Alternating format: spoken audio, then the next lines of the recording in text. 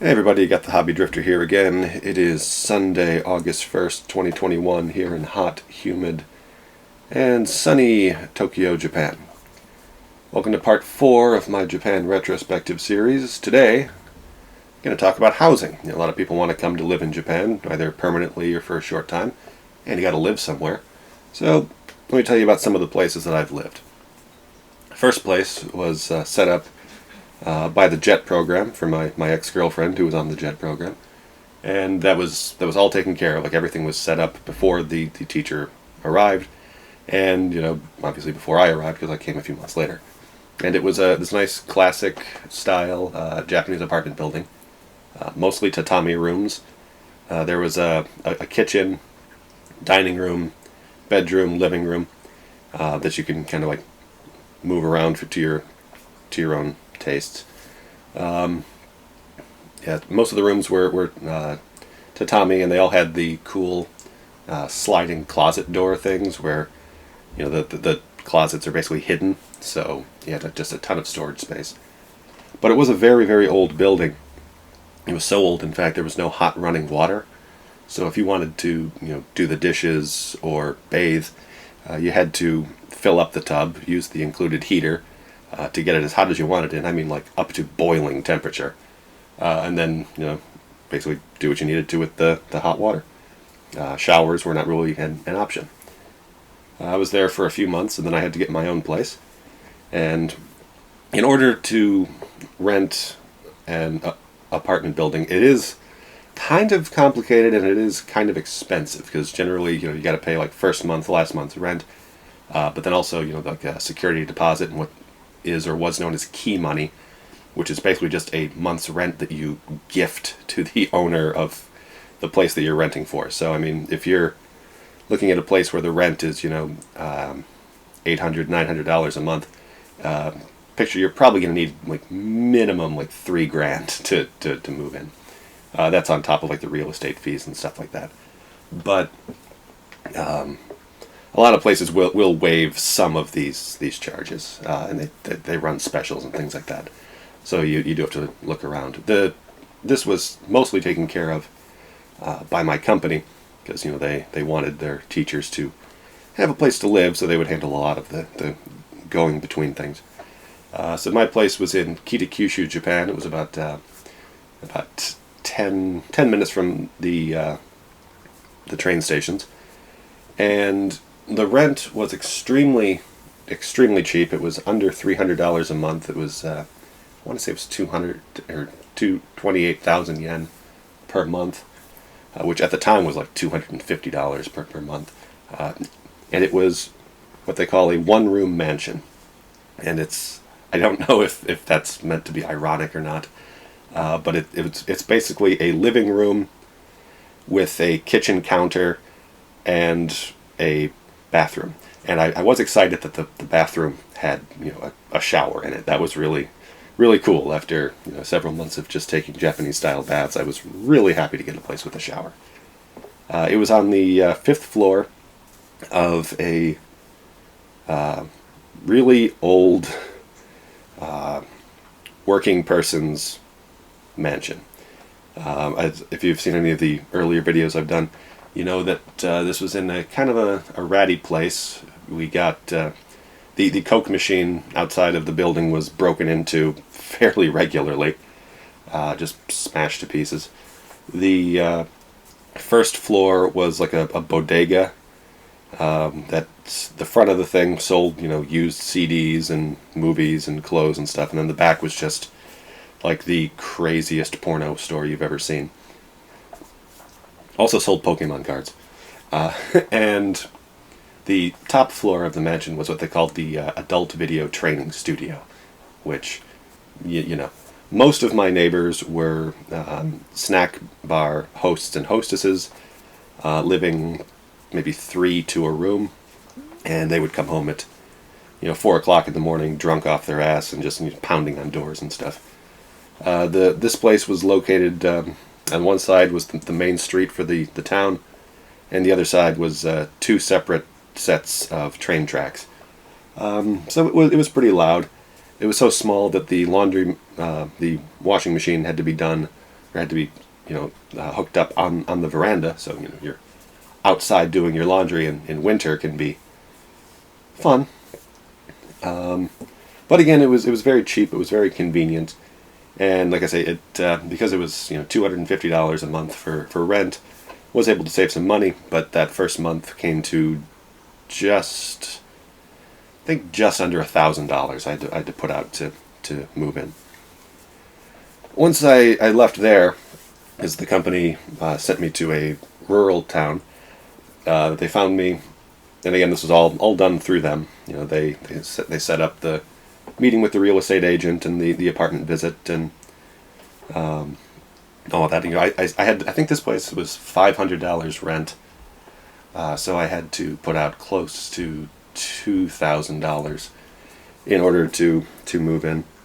But this place was beautiful. It was a much smaller Japanese apartment building. It was only 2 stories.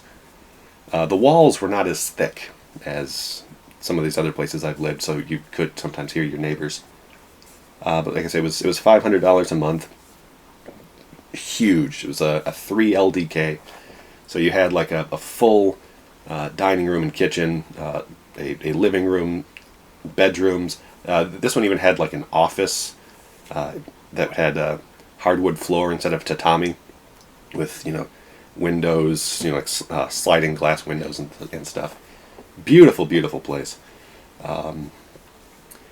Neighbors were not the best, again, and it was very inconvenient in that in order to get basically anywhere, you needed to take a bus back into the main part of town or to work. And like I said, it was a very rural place, so there weren't really buses coming regularly. There was only one convenience store in the general area. There was a Japanese-style liquor store that sold, shochu and sake and a couple of beers, things like that. But it was again not a very convenient place to live. There was a school I didn't work at nearby, and I only remember that because there was one night when some of the disgruntled students went and smashed up all the windows. But again, very manageable. $500 a month, easily affordable on the teacher's salary. And even though you had to take buses anywhere, your transportation expenses were covered by the company. So not so bad. I was only there for 6 months until I moved to my next place in Hiroshima, which is what is called a Leo Palace. And a Leo Palace is owned by the company Leo Palace, and it's very, very streamlined. The experience, stuff is ready for you to move in. I probably should have mentioned, at most of these places, the apartment is completely unfurnished, completely. Some of them don't even include the air conditioning unit. You have to rent that separately, which I'll get into for a later one. But Leo Palace, everything is ready for you. Everything except for a mattress. So like you move in and you've got a refrigerator, you've got a microwave, you've got a washing machine, you've got a desk, you've got chairs. They're very small. It's basically a living room / bedroom at the end of a hall.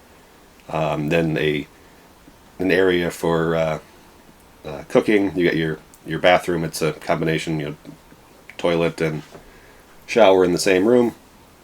Internet is provided by the. It's not the best internet, but it's provided by the company. And then there's an area for you to wash your clothes. And usually there's a fairly decent sized closet. It's meant for people who are just working in the area and need a place to live. It's not a great long-term place. It was the most expensive place I rented up to that point. It had about $700 a month, but it was only 2 minutes walk from the streetcar, because Hiroshima has a streetcar. 2-minute walk from the streetcar station, and they had a deal where they waived almost all of the fees to move in, so I moved in for just over the $700 monthly rent. Also, they were very, very lax in their trash protocols. A lot of places are very, very strict on how you take out trash. You got to separate cans and bottles, plastic versus PET bottles, burnable trash, all of that kind of stuff.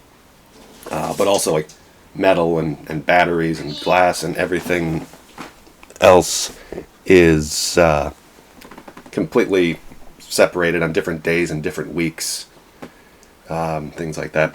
Leo Palace is basically just take your garbage out any day you want. Separate it or don't, we don't really care. Here's a bin. So that was pretty nice. I stayed there for about 18 months. Also, Leo Palace includes insurance. So if something does happen to your Leo Palace, they will either refund your rent or find you a new place to live, or in my case, both. As I had an incident where some asshole decided to stick several fire extinguishers into my mail slot at 4 o'clock in the morning and empty them into my apartment, which basically ruined everything I had. The insurance paid for replacing most of that stuff, and they gave me a new room, and I didn't have to pay the rent for that last month, which was very much appreciated.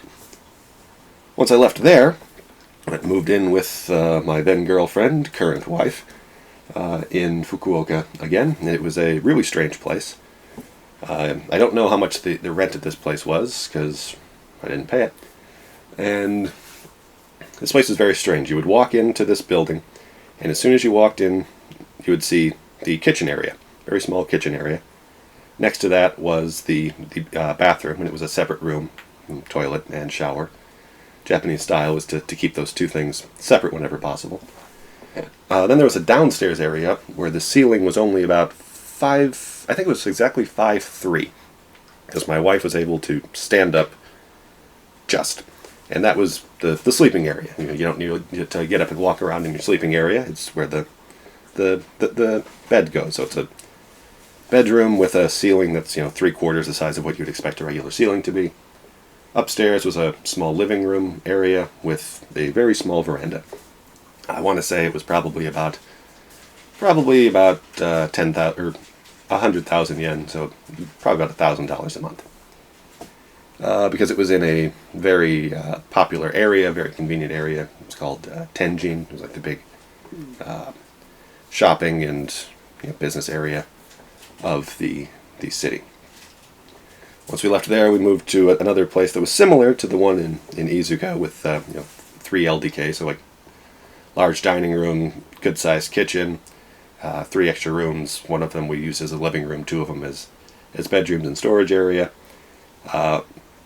This was a company called UR, letter U, letter R, not UR something, but UR Mansion, and this is a big place. They own tons of buildings. We got a really good deal for this. It was about $500 a month, $600 a month.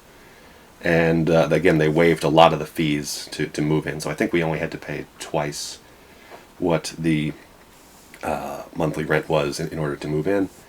And this was, in my opinion, like the best place that we had stayed ever since coming. That I had stayed ever since coming to Japan. That we had stayed together since being together.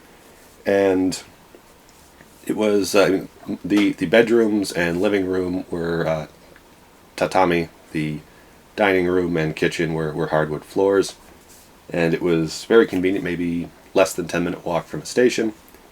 The UR folks were very easy to work with. No surprises. If you are planning to stay in Japan long term, I would definitely recommend UR mansions as the go-to. But after a little while living in this place, the wife got an attractive job offer in Tokyo, so we moved to a place just outside of Tokyo that was smaller, but also significantly more expensive. It was a 2 LDK place, no tatami, very limited storage options. The closets were not as big. All hardwood floors. In an area where there was basically a grocery store, a convenience store, and that was about it. There were no restaurants in the area, not much entertainment. And if you were to walk towards the station, you would walk past 3 separate 7-Elevens. It was good for exercise, having to walk 15, 20 minutes to a station on your way to and from work every single day. So that was a bit of a bummer. I got very hot, except for in the one room with the air conditioning. The airflow wasn't the best. And we were there for a couple of years, I think, two and a half. She was there for 3 years, I was there for 2.5 years. Which brings us to the place where we are now, just outside of Tokyo, like 2 stations outside of Tokyo. Similar layout, 2 LDK, much better airflow. The place did include an air conditioner, so we didn't have to rent separate air conditioners. There's no part of the house gets too hot in summer. And in case you're wondering why I keep bringing up the airflow, the air conditioning thing, almost any place that you rent or probably buy, almost anywhere in Japan, will not have central heating and central cooling. It's all done by an air conditioning unit, wall-mounted, that's usually in the living room area. You can buy more air conditioners in some places and install them in other rooms, but that's very expensive. So yeah, this place has it's a little bit smaller, but it's all right for a family in our circumstances. Also, we got to move in at a reasonable price. But finding a place in this area proved to be a little bit difficult in that we knew that we wanted to get a cat. So we were looking for a place that would allow pets, because every single one of our previous places were very strongly no pets. Aside from maybe a goldfish. But yeah, no pets. So my wife was out house hunting, and she found, she was at a real estate agent's place, and they were like, okay, well, here are the places, in your price range that are conveniently located to a station, but also will allow pets. And there was only a few in the pile. But those ones also, there was like, oh, okay, and, she was looking at a few of these, and she shared, the details. And one of those details was that, my name was clearly not Japanese. So the real estate agents were kind of like, oh, foreigner, and she's kind of like, well, foreigner, yeah, but he's got, permanent residency visa. He's not just, here on vacation or anything. And they're like, yeah, some of these would be a little bit, difficult for a foreign person to rent.